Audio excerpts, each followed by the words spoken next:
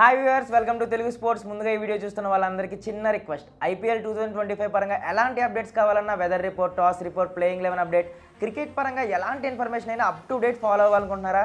అయితే ఈ వీడియో డిస్క్రిప్షన్లో మా తెలుగు స్పోర్ట్స్ టెలిగ్రామ్ ఛానల్ లింక్ని ప్లేస్ చేస్తాను. మీలో ఎవరైనా మా తెలుగు స్పోర్ట్స్ టెలిగ్రామ్ ఛానల్లో జాయిన్ అవ్వని వాళ్ళు ఉంటే వెళ్ళి జాయిన్ అయిపోండి. ప్రతి ఒక్క అప్డేట్ మీకు అందుబాటులో ఉంటుంది. సో ఇంకా మనం లేట్ చేయకుండా మనం ఇవాళ మ్యాచ్కి అయితే వెళ్ళిపోదాం. చాలా ఇంట్రెస్టింగ్గా జరుగుతుంది కదా ఐపీఎల్ 2025లో. మనం అప్పుడు 8th మ్యాచ్కి అయితే వచ్చేసాం. ఎక్కువగా హై స్కోరింగ్ మ్యాచెస్, మధ్యలో లో స్కోరింగ్ థ్రిల్లర్స్తో ఈ ఐపీఎల్ కూడా రసవత్రంగా ముందుకెళ్తుంది. ఇక ఐపీఎల్ 2025లో 8th match CSK versus RCB మధ్య జరగబోతుంది. 2008 తర్వాత ఆర్సీబీ చెన్నైలో సిఎస్కేని ఓడించిందే లేదు. చెన్నై సూపర్ కింగ్స్ ఆ రేంజ్లో డామినేట్ చేసింది ఆర్సీబీని. చెప్పక్ కంటే సిఎస్కే అనే లెవెల్లో ఆడింది. సో ఇప్పుడు ఈ సిఎస్కే వర్సెస్ ఆర్సీబీ మ్యాచ్ మరొకసారి చెప్పక్లో జరుగుతుంది కాబట్టి ఈసారి సిఎస్కే డామినేషన్ ఉంటుందా లేక ఆర్సీబీ చెన్నైకి షాక్ ఇస్తుందా అనేది చూడాలి. ఈ మ్యాచ్కు సంబంధించి toss factor, pitch report, head to head record, playing 11, players analysis అన్నీ కూడా ఒక్కసారి చూసేద్దాం. ముందే చెప్పాను కదా, మ్యాచ్ జరిగేది చెపక్లో, సిఎస్కే హోమ్ గ్రౌండ్. ఇది వాళ్ళకి ఫేవరబుల్గా ఉంటుంది, ఎక్కువగా స్పిన్కు అనుకూలంగా ఉంటుంది. ముందుగా సిఎస్కే ఆర్సీబీ మధ్య హెడ్ టు హెడ్ రికార్డ్ చూసుకుంటే ఈ రెండు టీమ్స్ 33 సార్లు తలపడగా అందులో సిఎస్కే 21 సార్లు విన్ అయింది, ఆర్సీబీ 11 సార్లు విన్ అయింది. ఒక్క మ్యాచ్లో అయితే రిజల్ట్ రాలేదు. సో ఇక్కడ మనం చూసుకున్నట్లయితే రికార్డ్ క్లియర్గా సిఎస్కేకే ఫేవర్గా ఉంది. ఇక సిఎస్కే ఆర్సీబీ మధ్య హైయెస్ట్ స్కోర్స్, లోయెస్ట్ స్కోర్స్ చూసుకుంటే సిఎస్కే మీద ఆర్సీబీ హైయెస్ట్ స్కోర్ వచ్చేసి 218, లోయెస్ట్ స్కోర్ వచ్చేసి 70. అలాగే సిఎస్కేకు ఆర్సీబీ మీద highest score 226, lowest score 82. Recent track record చూసుకుంటే ఐపీఎల్ 2024లో ఈ రెండు టీమ్స్ 2 సార్లు తలపడగా చెరొక మ్యాచ్లో విజయం సాధించింది. ఇప్పటి వరకు చెపక్లో సిఎస్కే 67 మ్యాచ్లు ఆడగా అందులో 40 సార్లు విజయం సాధించింది, 27 సార్లు ఓడిపోయింది. అంటే సిఎస్కేకు చెన్నై గ్రౌండ్లో 70% విన్ రికార్డు ఉంది. ఇక ఆర్సీబీ విషయానికి వస్తే ముందే చెప్పా కదా, సిఎస్కేను కేవలం 2008లో మాత్రమే ఓడించింది. ఆర్సీబీ ఈ గ్రౌండ్లో ఆ తర్వాత నుండి ఎప్పుడు చెపక్కు వచ్చినా కానీ ఓడిపోతూనే ఉంది. So head to head record తీసుకున్నా, గ్రౌండ్ కండిషన్ తీసుకున్నా కూడా మొత్తం సిఎస్కేకే ఫేవర్గా ఉంది.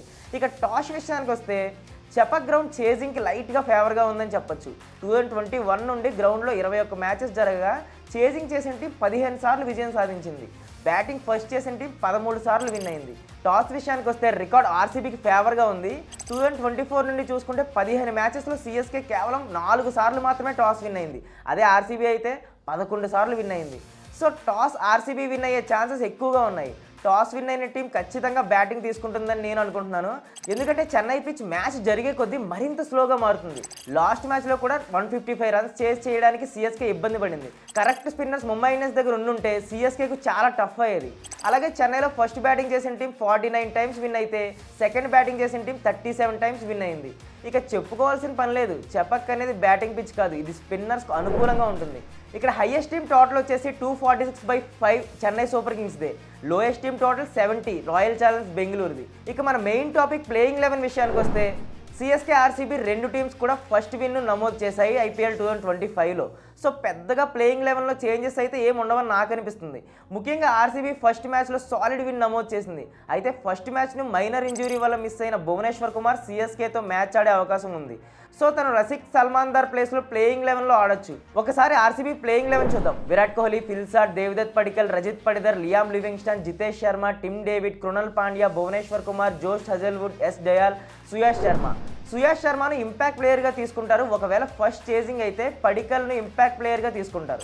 ఆర్సీబీ టాప్ ఆర్డర్ అయితే బాగానే ఉంది. విరాట్ కోహ్లీ మంచి ఫామ్లో ఉన్నాడు. ఫస్ట్ మ్యాచ్లో కూడా 59 రన్స్ కొట్టాడు. అలాగే ఫిల్సాట్ కూడా హాఫ్ సెంచరీ చేశాడు. పడికల్ ఫస్ట్ మ్యాచ్లో ఫెయిల్ అయ్యాడు. సో సిఎస్కేతో మ్యాచ్లో ఫామ్లోకి వస్తాడేమో చూడాలి. ఇక మిడిల్ ఆర్డర్ రజిత్ పడిదర్ కేకేఆర్తో మ్యాచ్లో కేవలం 16 బాల్స్లో 34 రన్స్ కొట్టాడు. లియామ్ లివింగ్స్టన్ కూడా అంతే, 5 బాల్స్లో 15 రన్స్ చేశాడు. ఆ తర్వాత వచ్చే జితేష్ శర్మ, టిమ్ డేవిడ్, కృణల్ పాండ్యా కూడా dangerous hitters. So RCB batting అయితే సాలిడ్గా ఉందని చెప్పాలి. ఆ తర్వాత స్పిన్ డిపార్ట్మెంట్ విషయానికి వస్తే సుయాష్ శర్మ ఫస్ట్ మ్యాచ్లో రన్స్ లీక్ చేశాడు. మరి స్పిన్కు అనుకూలించే చెపక్లో ఎలాంటి పర్ఫార్మెన్స్ ఇస్తాడో చూడాలి. ఇక కృణల్ పాండ్యా కేకేఆర్తో మ్యాచ్లో 3 వికెట్స్ తీసుకుని ఇంప్రెస్ చేశాడు. ఇన్ఫ్యాక్ట్ లివింగ్స్టన్ కూడా పార్ట్ టైం స్పిన్ ఆప్షన్కి పనికొస్తాడు. పిచ్ స్పిన్కు అనుకూలిస్తుంది కాబట్టి స్వప్నిల్ను కూడా ఆడించే అవకాశాలు కూడా లేకపోలేదు. ఒకవేళ స్వప్నిల్ సింగ్ ఆడితే ఎవరు ఎగ్జిట్ ఇస్తారో చూడాలి. ఎస్ డయాల్ను పక్కన పెట్టచ్చు. మొత్తంగా ఆర్సీబీ టీం అయితే సాలిడ్గానే కనిపిస్తుంది. స్పిన్లో కూడా డీసెంట్గా ఉంది. సో సరిగ్గా ప్లాన్ చేసుకుంటే సిఎస్కేను కంట్రోల్ చేయొచ్చు. ఇక సిఎస్కే ప్లేయింగ్ 11 చూద్దాం. చెన్నై సూపర్ కింగ్స్ ఫస్ట్ మ్యాచ్లో కమాండింగ్ విన్ లేకపోయినా ముంబై ఇండియన్స్ను ఓడించింది. ఆ మ్యాచ్ కూడా చెన్నైలోనే జరిగింది కాబట్టి ఈసారి కూడా పెద్దగా చేంజెస్ అయితే ఏమి ఉండవు. సిఎస్కే ప్లేయింగ్ 11 ఒకసారి చూద్దాం. రచిన్ రవీంద్ర, రాహుల్ త్రిపాఠి, రుతురాజ్ గైక్వాడ్, శివం దూబే, శ్యామ్ కరణ్, దీపక్ హుడా, రవీంద్ర జడేజా, ఎంఎస్ ధోని, రవిచంద్ర అశ్విన్, నూర్ అహ్మద్, నేథనెల్స్, ఖలీల్ అహ్మద్. ఇక్కడ బౌలింగ్లో అయితే ఖలీల్ అహ్మద్ ఇంపాక్ట్ సబ్గా వస్తాడు. బ్యాటింగ్లో రాహుల్ త్రిపాఠిని ఇంపాక్ట్ సబ్గా తీసుకుంటారు. ఇంతకు మించి పెద్దగా చేంజెస్ అయితే అవసరం లేదు. రాహుల్ త్రిపాఠి ఈ మ్యాచ్లో రన్స్ కొట్టి తనను తాను ప్రూవ్ చేసుకోవాలి. ఎంఐతో మ్యాచ్లో రచిన్ రవీంద్ర, రుతురాజ్ గైక్వాడ్ ఇద్దరు కూడా సాలిడ్ బ్యాటింగ్ చేశారు. నిజానికి వాళ్ళ వల్లే మ్యాచ్లో వికెట్స్ కోల్పోయినా సిఎస్కే విన్ అయ్యింది. శివం దూబే, దీపక్ హుడా, శ్యామ్ కరణ్, రవీంద్ర జడేజా ఫెయిల్ అయ్యారు. వాళ్ళు కొంచెం రెస్పాన్సిబుల్గా ఆడితే కానీ ఆర్సీబీని బీట్ చేయడం కష్టం. బౌలింగ్లో సిఎస్కే చాలా స్ట్రాంగ్గా ఉంది. ఖలీల్ అహ్మద్ ఫస్ట్ మ్యాచ్లో 3 వికెట్స్ తీసి అందరినీ ఇంప్రెస్ చేశాడు. ఇక స్పిన్ ట్రియో అశ్విన్, జడేజా, నూర్ అహ్మద్ కూడా బౌలింగ్ పరంగా సూపర్. ముఖ్యంగా నూర్ అహ్మద్ 4 వికెట్లు తీసుకుని ప్లేయర్ ఆఫ్ ది మ్యాచ్ అయ్యాడు. సో మరోసారి నూర్ అహ్మద్ పై ఫోకస్ ఉంటుంది. ఇక ఓల్డ్ ఆర్సీబీకి ఇప్పుడు ఆర్సీబీకి చాలా చేంజెస్ వచ్చాయి. ఈసారి టీం చాలా కాన్ఫిడెంట్గా ఉంది. సో ఆ టీంను బీట్ చేయాలంటే సిఎస్కే లైట్ తీసుకుంటే కష్టం.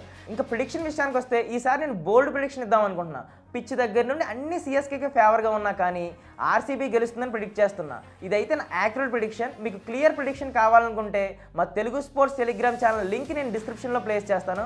అక్కడ మీకు క్లియర్ ప్రిడిక్షన్ దొరుకుతుంది. వెదర్ రిపోర్ట్, టాస్ రిపోర్ట్ అన్ని అప్డేట్స్ అందుబాటులో ఉంటాయి.